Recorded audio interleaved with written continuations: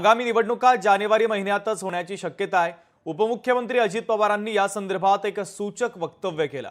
कामाला लागा, चांगलं काम करा अशा सूचना देखील अजित पवारांनी दिल्या।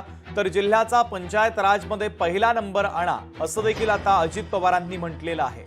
तर आगामी निवडणुका जानेवारी महिन्यातच होण्याची शक्यता आहे, कारण या संदर्भात राज्याचे उपमुख्यमंत्री अजित पवार यांनी सूचक विधान केलं आहे। नेमक्या ह्या काळामध्ये कदाचित जिल्हा परिषद तालुका पंचायतीच्या पण निवडणुका होऊन नवी बॉडी पण येण्याची शक्यता नाकारता येणार नाही। आमचा अंदाज आहे काही निवडणुका जानेवारीमध्ये कदाचित ह्याच्या होत जातील। कदाचित माझं माहिती नाही, लगेच म्हणतील अजित पवार असं म्हणाला। जर तुम्ही आत्तापासूनच चांगलं काम केलं ह्याच्यात, आता आरक्षण कसं पडतंय ते काही मला माहिती नाही, ते शेवटी ड्रॉ आहे, परंतु तुम्ही जर चांगलं काम केलं तर तुम्हाला दोन्हीचा फायदा होईल।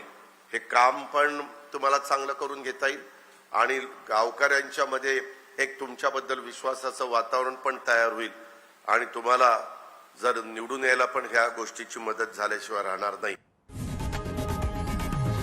लोकशाही मराठी ऐका, पहा, जागरूक रहा।